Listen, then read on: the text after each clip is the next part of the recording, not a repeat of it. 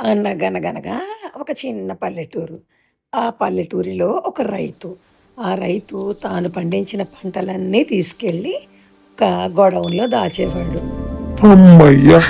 ఈ ఏడాది పంట బాగా పండింది. ఈ పంటని నేను జాగ్రత్తగా ఇక్కడ దాచుకుంటాను. తర్వాత వచ్చి అమ్ముకుంటాను. అబ్బా, ఇక్కడ ఏదో కొత్త బియ్యం వాసన ఎంత బాగుందో. ఉండు ఉండు, నేను చూస్తాను ఇందులో ఏముందో.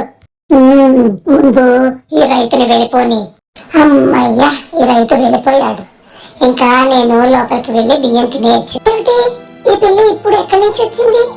ఆ రైతు లేడనుకుంటే ఈ పిల్లి గోలేమిటో. ఉండు, ముందు బియ్యం ఎక్కడుందో వెతుక్కుంటాను. ఈ ఎలుక నేను పెట్టిన ఉచ్చులో పడుతుందో లేదో చూస్తాను. ఉచ్చులో పడితే ఈ రోజు నాకు మంచి ఆహారమే. ఈ బియ్యం పక్కన ఏదో ఉచ్చులా ఉంది. ఆ పిల్లి పని అయి ఉంటుంది ఇది. ఈ ఉచ్చులో నేను పడకుండా దీన్ని ఎలాగైనా నేను ముయ్యాలి. ఉండు, ఈ పక్కనున్న కర్రతో దీన్ని కదుపుతాను. అయ్యో, మూసుకోలేదే. ఈసారి మళ్ళీ ప్రయత్నిస్తాను.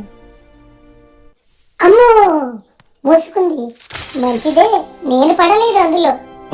ఈ ఎలుక తెలివితేటలతో ఉచ్చులో పడకుండా తప్పించుకుంది.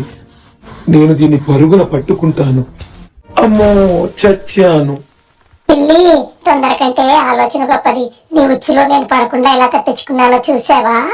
ఇప్పటికైతే నా తెలివితేటలతో పిల్లి నుంచి తప్పించుకున్నాను. ఈ పిల్లి వెళ్ళిపోయాక ఏదో ఒక టైంలో నేను తినేస్తాను బియ్యం.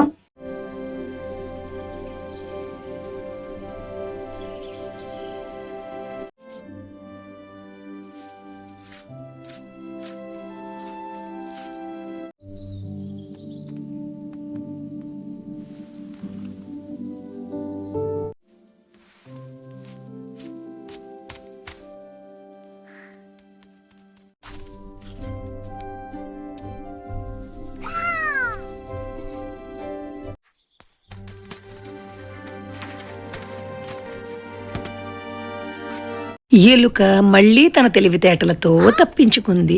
ఆపద వచ్చినప్పుడు కంగారు పడకూడదు, ఆలోచించాలి.